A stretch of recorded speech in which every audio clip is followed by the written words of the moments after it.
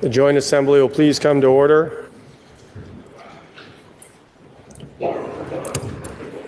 This joint assembly is convened pursuant to the provisions of JRS 38, which the clerk shall now read.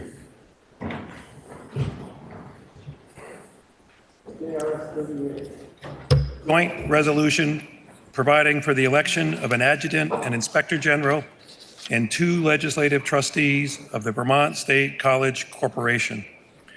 Resolved by the Senate and House of Representatives that the 2 houses meet in joint assembly on Thursday, February 15, 2024 at 10 o'clock and 30 minutes in the forenoon to elect an adjutant and inspector general to serve a 2-year term commencing on March 1, 2024 and expiring on March 1, 2026.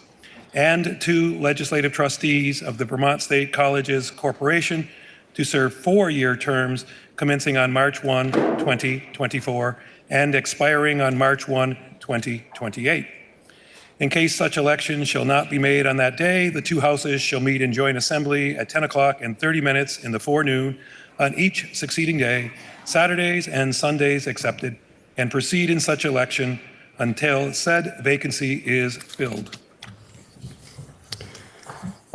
Before I enter into the normal next portion, I just want to express as the presiding officer that a number of House members and senators did approach me after the last joint assembly to discuss decorum with respect to the rules of the joint assembly. And so I'm going to remind folks that when we have a joint assembly, we operate under Senate rules and that electronic devices are not allowed to be utilized during the proceedings, excuse me.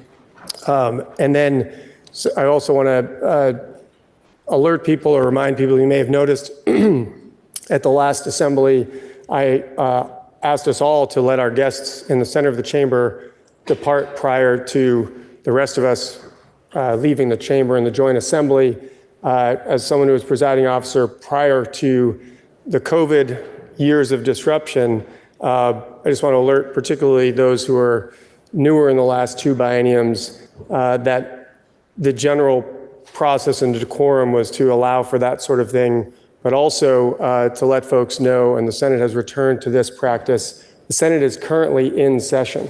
And so when we dissolve, if the senators could be allowed to get back to the Senate to continue their work on the floor, I don't know whether the House is technically in session or not with respect to departure, that would be appreciated. With that, pursuant to our Constitution and statutes, we are assembled here today in joint assembly for the election of an adjutant and inspector general and 2 legislative trustees for the Vermont State Colleges Corporation. With respect to the election of all of these officers, if a contest exists, then the voting must be done by written ballot. This mandate is set forth in 2 VSA Section 12 and in Joint Rule 10A.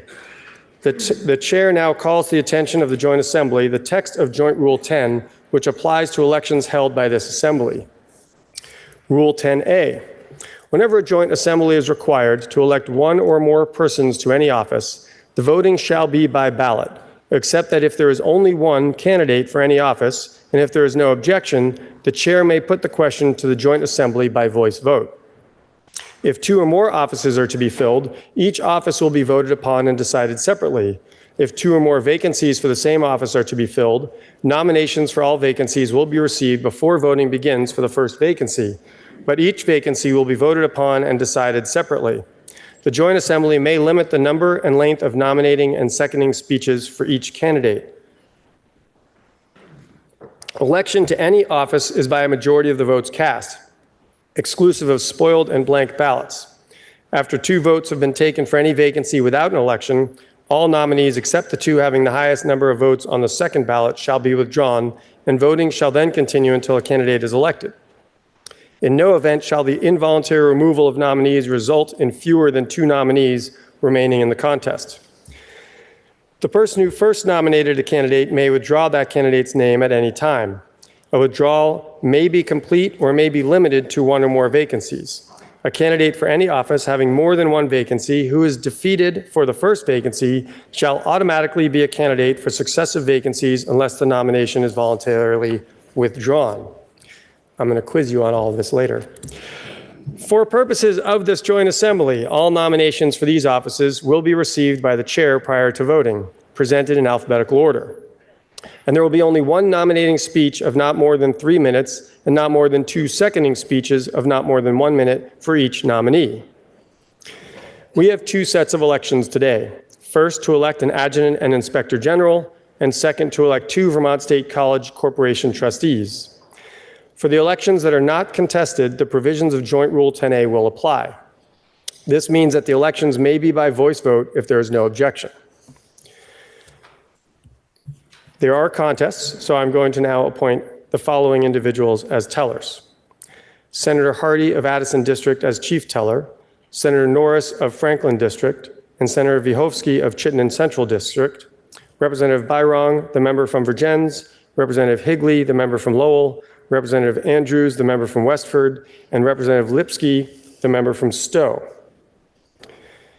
We shall now proceed to the election of an adjutant and inspector general. Pursuant to Title 20, Section 363 of the General Assembly elects the adjutant and inspector general each biennium. One name was submitted to the Secretary of State for inclusion on the official ballot. Are there any nominations for the office of adjutant and inspector general? The chair would like to recognize the member from Dover, Representative Sibilia. Mr. President, our responsibility in electing the Vermont National Guard Inspector and Adjutant General is unique. Unlike many states where this position is appointed, in Vermont it is entrusted to the representatives of the people. Our vote shapes the future of our Guard and the safety of our citizens and the security of our nation. The Adjutant General we elect has the awesome responsibility of making sure our National Guard service members are inspired, trained, supported, and ready when the governor calls them up for service after a disaster or other state emergency, or when the President of the United States calls them into service of our country. It is an honor to nominate Major General Gregory C. Knight to serve a 3rd term as Vermont National Guard Adjutant and Inspector General.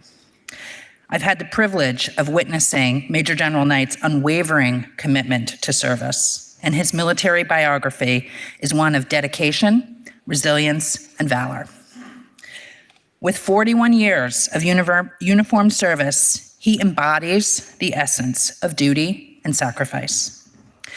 His journey started as a member of the U.S. Coast Guard, then as a Burlington police officer, where he simultaneously served as Chief Liquor Investigator with the Department of Liquor Control. And then General Knight spent 7 years with the Vermont Air National Guard as a security force specialist before transitioning to the Vermont Army National Guard following a commission earned through Officer Candidate School. As a traditional National Guard officer, he has led with integrity, fostering camaraderie and discipline. First elected Adjutant General in 2017, he has leaned into the task of ensuring all who want to serve with integrity and respect are protected, cultivating excellence and diverse leadership, and helping to lead innovation and modernization of our National Guard in Vermont and across the country. He has prioritized communication and partnership with the Vermont legislature, helping us understand the multiple missions of the Guard, the ongoing work to sustain and diversify force strength, and the needs of our veterans. But what sets Major General Knight apart is not his impressive resume. It's his unwavering commitment to those who serve under him, the rank and file military personnel. As a sister to Guard members and combat veterans, and as a military mom, I can assure you, exceptional leadership in the military is not just a nice thing to have. It is a necessity. A leader like General Knight inspires courage and resilience, trust and cohesion, ethical conduct, and importantly, empowers future leaders to continue to strive to improve and maintain our National Guard so that it is always available to answer the call to our state and country. Beyond the Guard, Major General Knight is a devoted husband to Tracy, his partner of 29 years, and their love and resilience and joyfulness mirror the demeanor that he brings to his duties. Together, they have raised 4 children and have welcomed 3 grandchildren into their growing family. Mr. President, we are truly fortunate to have the opportunity to elect a leader of this quality, and I ask you to join me in re-electing Major General Greg Knight as the Adjutant and Inspector General of the Vermont National Guard. Now, the member from Dover has moved that Gregory C. Knight of Huntington be elected Adjutant and Inspector General. Is there a second to the nomination? The chair would like to recognize Senator from Chittenden Central, Chittenden Southeast, Senator Rahm Hinsdale. Thank you, Mr. President. I rise to wholeheartedly second the nomination of Major General Gregory Knight to lead the Vermont National Guard and serve our brave little state for another term as our Adjutant General. I would like to offer 3 reasons to affirmatively and enthusiastically give General Knight your vote, and an earnest suggestion that you get to know him and collaborate with him to serve Vermont and its people if you have not yet had the opportunity. First, to visit the Guard, which I again highly recommend, is to witness a community of committed Vermonters that is rich in its diversity of geography, race, culture, and life experience. General Knight has stepped into the role of leading that group and deepening its bonds to truly create a family. He does not just celebrate its diversity as a recruiting tool, but as an imperative to better serve all Vermonters and ensure the Guard experience is universally welcoming and affirming.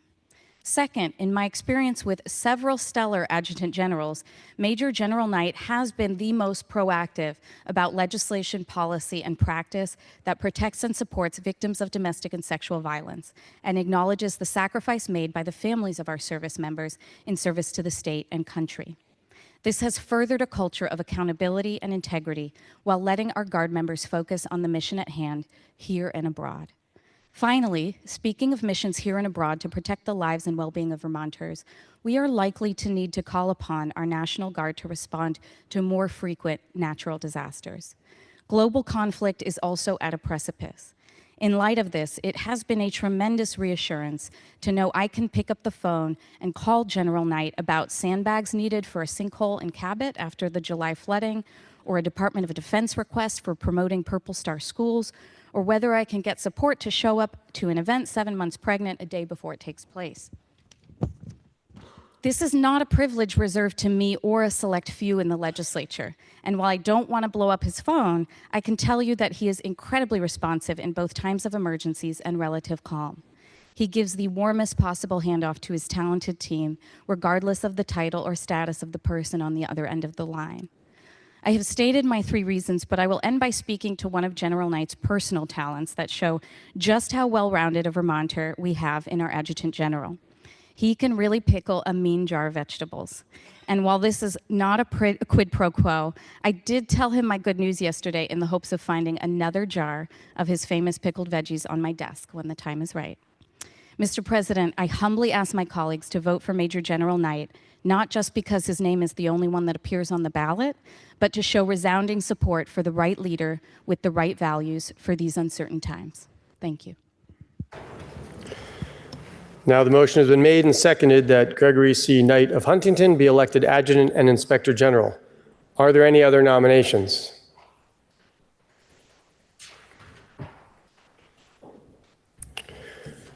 There being no other nominations, the chair declares that the nominations are closed.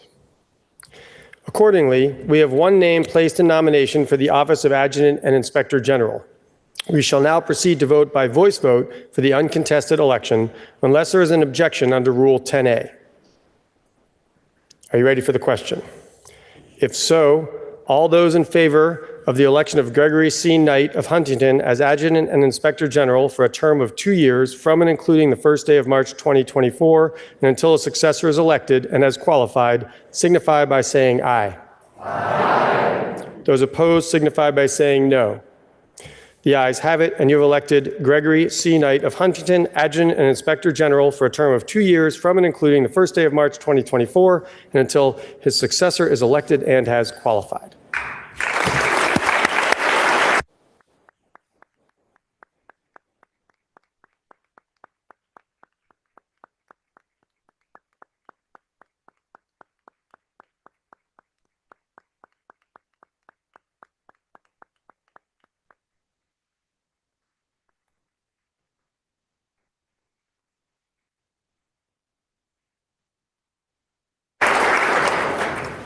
Congratulations.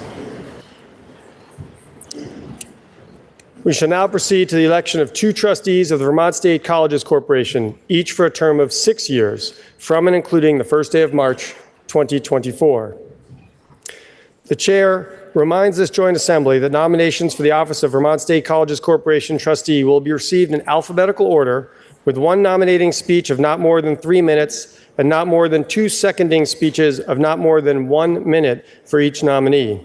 For the election of Vermont State Colleges Corporation trustees, we will be operating under the temporary rules set forth in JRS 39. The adoption of JRS 39 permits the Joint Assembly to elect the 2 trustees of the Vermont State Colleges Corporation by plurality vote. A plurality voting procedure simply means that the 2 candidates receiving the greatest number of votes cast are elected. You will be instructed to vote for not more than 2 candidates at the same time and on the same ballot. Nominations for the Vermont State Colleges Corporation trustees, Legislative elections are governed by Title II, Section 12B, which provides in part, a candidate for office shall, no later than 1 week preceding the election, notify the Secretary of State in writing of his or her candidacy, naming the particular office. If he or she fails to so notify the Secretary of State, his or her name shall not be printed on the ballot. No ballot may be used other than the official ballot provided by the Secretary of State. 2 names were submitted to the Secretary of State for inclusion on the official ballot. We shall now proceed to the election to fill the 2 vacancies for trustees of the Vermont State Colleges Corporation. Are there any nominations for these 2 vacancies? The chair would like to recognize the member from Shaftesbury, Representative Durfee. Thank you, Mr. President. I nominate Representative Lynn Dickinson to serve as legislative trustee on the Vermont State Colleges system. The General Assembly first elected Representative Dickinson as a trustee in 2012, and since then has re-elected her to the position twice.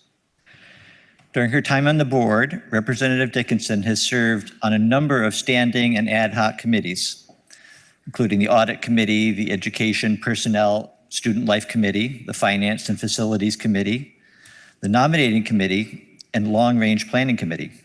She also served on the Presidential Search Committees for the former Johnson State College and for Vermont Technical College.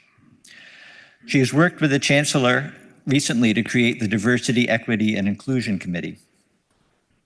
Representative Dickinson was Vice Chair of the Board in the spring of 2020 when both the board chair and the system chancellor resigned unexpectedly, thrusting her into the chair role at the start of the pandemic and all of the disruption that followed. Over the past 4 years, Representative Dickinson has led the board during the creation of Vermont State University and the difficult work of following the directive issued by the legislature to eliminate the system's structural deficit over a 5-year period, while continuing to provide a robust public higher education system in the rural areas of our state. Representative Dickinson has been deeply involved with education governance for much of her adult life. Her connection with the state college system dates back to 1974, when she served on the first Citizens Advisory Board that brought the Community College of Vermont to Franklin County. For 10 years, she was a trustee and school board member of the Bellows Free Academy in St. Albans, and she's also served on the advisory board for the Northwest Technical Center at BFA. And on a personal note, when I was elected to the board 2 years ago, Representative Dickinson warmly welcomed me and helped me integrate quickly into the work of the board. So I hope you will join me today in voting for Representative Dickinson. Now, the member from Shaftesbury has moved that Representative Eileen Dickinson of St. Albans Town be elected as a trustee of the Vermont State Colleges Corporation. Is there a second to the nomination? The chair would like to recognize the member from Manchester, Representative James. Mr. President, I'm pleased to second the nomination of the member from St. Albans Town. I served with Representative Dickinson on the Select Committee on the Future of Higher Education in Vermont, and I believe she has provided and will continue to provide steady leadership at a time of great challenge and great opportunity for Vermont State University.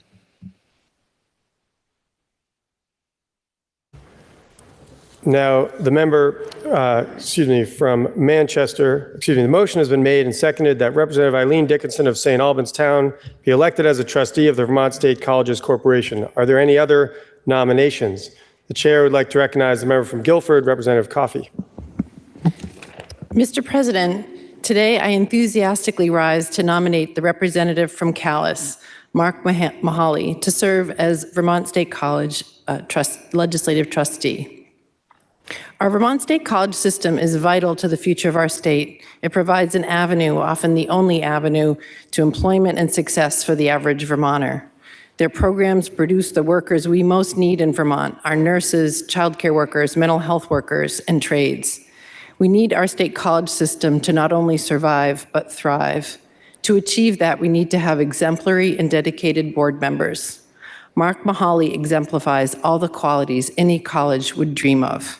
He brings legal expertise, 4 decades of institutional experience with expertise in nonprofit management and governance, strategy and finance, and more. But as important, he shows up with humility, curiosity, determination, and whole heart. Mark was born and raised in Cincinnati. After college, he spent 2 intense years as a Peace Corps volunteer in El Salvador. The mayor of San Salvador, where he lived and worked, was an attorney, and that inspired Mark to go to law school. After law school, he went on to work at Legal Aid. Then he joined the California Attorney General's office. But as he tells it, a new governor eliminated his job with the Environmental Protection Division, so he went on to help start one of the nation's first public interest environmental law firms. There, he served as the managing director of Shute, Mahaly, and Weinberger for 17 years and oversaw its growth to 25 attorneys and planners. As an attorney, he represented farmers, environmental community groups, cities, environmental, state, regional, and local agencies, and Native American tribes. After his older kids were away at college, Mark and his wife decided to leave California.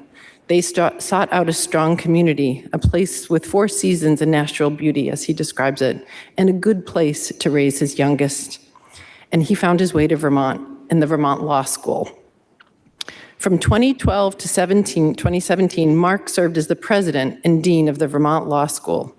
And prior to that, he had been associate dean for VLS's environmental programs and the director of its environmental law center, where he initiated the VLS Center for Agriculture and Food Systems, the Institute for Energy and Environment, and the VLS online master's degrees.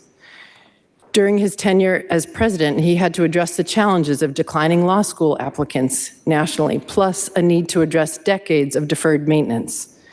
So he is well equipped to understand the issues facing higher education as we address unfavorable demographics, and also balancing the financial considerations with providing students the education they want and need. Colleges and universities across New England are now facing some complex challenges, and our Vermont State College system is not immune. Tackling these challenges requires strategic thinking, financial expertise, and persistence. Mark is someone who is deeply committed to Vermont and education. And at this critical time, we need someone with the experience, perspective, and commitment to ensure that the Vermont State College system survives and thrives. And I believe that Mark Mahaly is uniquely qualified. So, Mr. President, I hope you will join me in casting one of your 2 votes today for Representative Mark Mahaly for Vermont State College trustee. Thank you. Now, the member from Guilford has moved that Representative Mark Mahaly of Calais be elected as a trustee of the Vermont State Colleges Corporation. Is there a second to the motion? The chair would like to recognize the member from Chittenden, Representative Harrison. Mr. President, it gives me pleasure to second the nomination for Mark Mahaly for Vermont State College's Board of Trustees.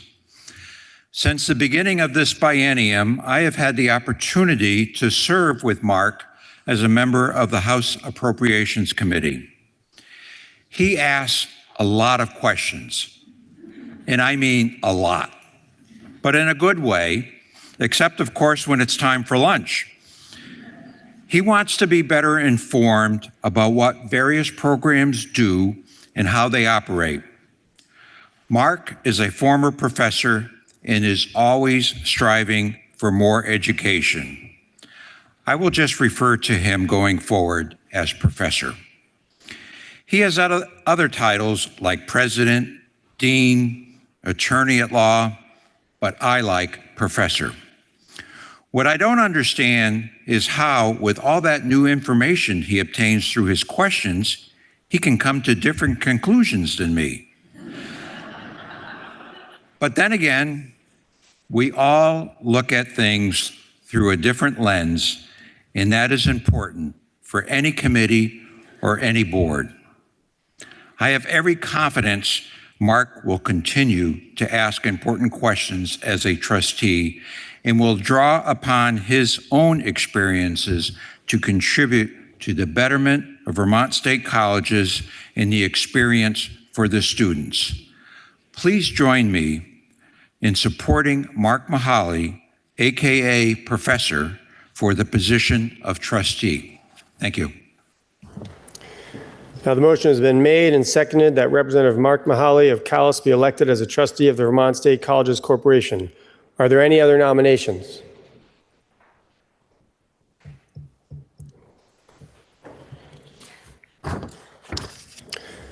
There being no other nominations, the chair declares that the nominations are now closed. We shall now proceed to vote by voice vote for the uncontested election unless there is an objection under Rule 10A. Are you ready for the question? If so, all is in favor of the election of Representative Eileen Dickinson of St. Albans Town and Representative Mark Mahaly of Calais for the two Vermont State Colleges Corporation trustees position signify by saying aye. Aye. Those opposed signify by saying no. No. The ayes appear to have it. The ayes do have it. And you have elected Representatives Eileen Dickinson of St. Albans Town and Mark Mahaly of Calais as trustees of the Vermont State Colleges Corporation for a term of 4 years commencing March 1st, 2024. There being no further business, I do hereby declare this joint assembly dissolved.